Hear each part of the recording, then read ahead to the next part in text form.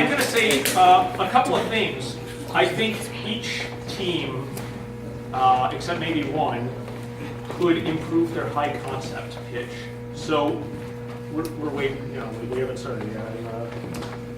How's the team? Fantastic. Okay. Flowing. But try to get, can you get your pitch down to something really succinct that will allow me to tell your idea to somebody else? And this isn't necessarily it, but I always use Elegy for a Dead World as my favorite example. I say Elegy for a Dead World is a game in which you explore long-dead civilizations based on the works of British Romance-era poets, and then you write about them. I mean, that's a freaking weird idea, right? That particular line got me to stop the managing editor of Joystick in an E3 hallway, and she looked at me and she's like, "It's Cheryl, that's amazing. I'm going to write 2 articles about that," right? That's the kind of reaction you want. And she was able to talk about the game after I told her about it. So can your pitch say something that I'll remember and go, Trevor, there's this amazing game where you play a toilet. And Really? Yeah. It's called Flush Me Out. I don't know. Right? I think gameplay talk, and this is going to be maybe oxymoronic, it's best when it is detailed in specific, but only detailed about the things that are unique. So a few times we heard things like, in my game, and I'm not picking on anybody in particular, you play this warrior where you go and you collect rubies, and then you collect diamonds, and then you collect emeralds, and then you collect cubic zirconia, and then you collect opals, and then you collect, right? Those details are not important.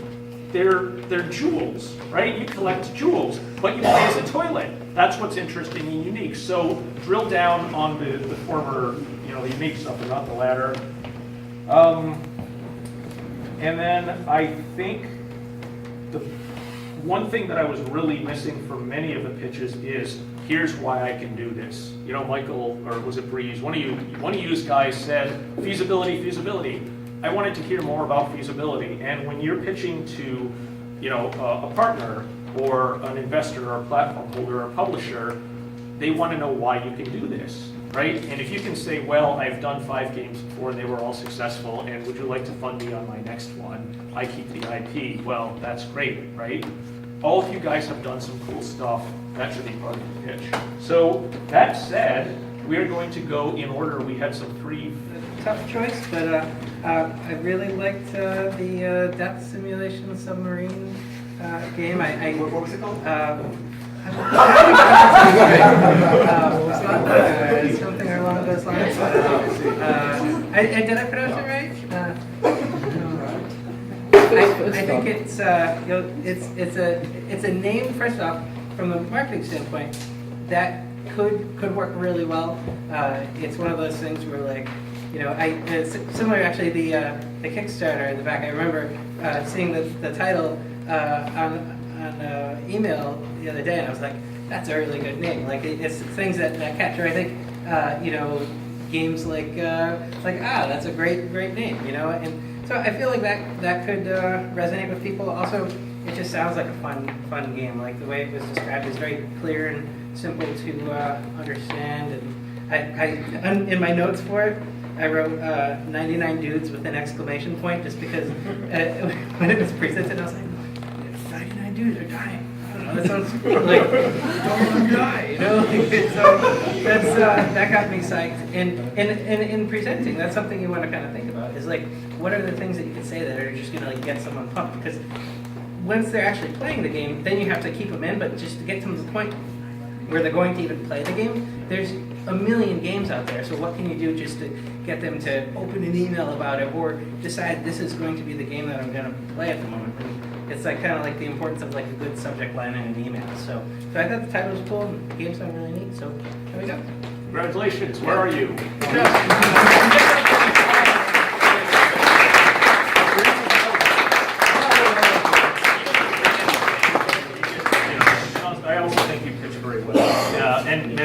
May I just add, I think Breeze is especially good at talking through game mechanics. You got that down. That was really good. So at number 2, we had future speed dating, which I think all of us thought the pitch was the most amazing fucking pitch. You guys, you had high energy, you know, a little bit of theater to it, right? We want to be entertained. The story of gameplay was really solid. I would probably be able to tell you back what your game was about and what it was like to play it. It won't be exactly what you had in mind, but that's okay. The subject matter itself was very interesting. I mean, dating. Like, I hear about this Tinder thing and this Netflix and chilling thing. You know you're old when you have to have that explained to you. Yeah. We need like millennial interpreters. Yeah, no kidding. I think that if you were to compact that into a press release, the press would go, wow, I'm going to talk about that. So no surprise there. Originality, we get high marks. Marketability, I think high marks. Feasibility, I thought, it's no more or less feasible than most of the other games there. But really, and no surprise given the team, the presentation was just spot on. So congratulations.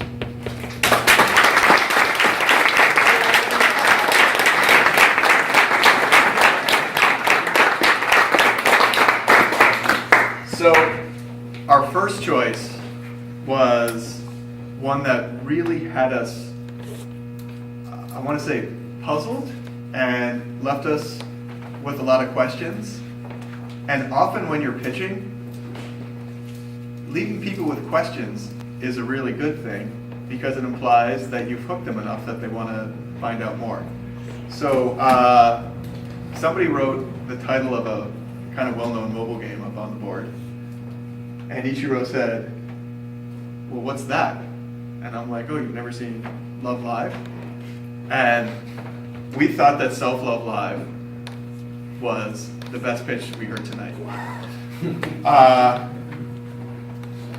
So why did we feel this way? First of all, in terms of marketability, whenever you're on a new platform, VR, you get points for that. I'm surprised nobody came up with a Twitch game. You're laughing, but we're going to talk about that in a minute. Yeah. Seriously, there's not a lot of a crowd to cut through on a brand new platform. The whole shtick of kind of Rock Band, but in VR, of wish fulfillment, besides just being something that resonates with me personally, that's the kind of thing you could totally write a killer press release for. Oh, yeah. I think, I'm looking at the wrong thing. Right, the core fantasy, the wish fulfillment.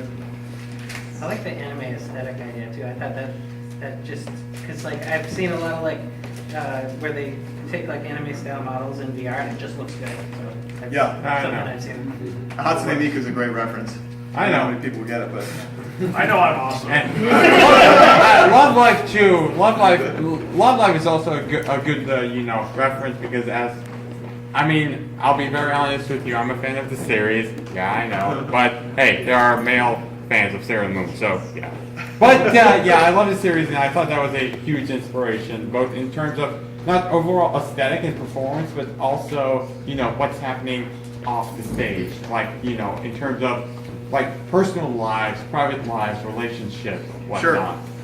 Sure. It was really interesting how you were talking about kind of tweaking the lyrics as you go along, paying attention to the subtext. That seemed really interesting, and this is a point to what Ichiro was talking about earlier. When you're pitching, you really want to sell the dream, not detail the mechanics. It's important to sizzle. It's important to make somebody understand whatever the compelling kernel is in your idea. It's not a walkthrough. It's not a design document told as quickly as possible. It's selling the dream. And I have no idea how that subtext mechanic will work, but it's something that a bunch of us made notes on. That was just the moment we heard it, we're like, oh, that's really I think that's interesting. what one hit for live, life, love, self. Self-love life. life. It's a pun. I know. The one thing that concerned us is feasibility. I know. I wish I could have elaborated more on that. That's, you know what, that's all right. I think this isn't doing lots of 3D art and voice recognition and multiplayer is a complicated thing. I know. Especially for somebody who's not shipped a commercial game. But you know, I think the idea was really interesting, and so we really liked it. You know, I thought that was it. Was it Heights? Michael Epstein, the first one. Starship. Oh, shit. So what was it called? Heist for Heist on the Starship Galactic. Heist on I okay. was calling it Yeah. Heist. Heidi. Sure. Yeah, I like that. I think, again, it's a low concept thing, and I would like to know how it would play out. But I like that because it was a board game. It was different. Guys, be different. I gave a 0 to anybody who did a mobile game. Not just because for marketing, not because I'm an asshole, because I know people who have literally poured 7 figures into marketing and to creating mobile games and have not been able to create something profitable. I like that, I'm not terribly bullish on VR despite having a VR game out there, but I like that you guys were thinking about something new. One of the most brilliant things I've heard recently was Seth Sivak over at Proletariat is doing a Twitch game, right? Yeah. Twitch plays Pokemon except, You should do it with your game. with a team of 22 people and Make it's a it third-person webcam shooter. based. And it's Twitch only, Webcam. right? It sounds kind of stupid. And Twitch is promoting. And Twitch is promoting it, right? So Twitch, with its bazillion people, is going to have his game on the front page of Twitch every single week. And that's why, even though it might not be as good of a game as, Detective Fitch, in terms of story or what have you, it's going to make a shit ton of money. So try to think out of the box and tip your leader. Thank you.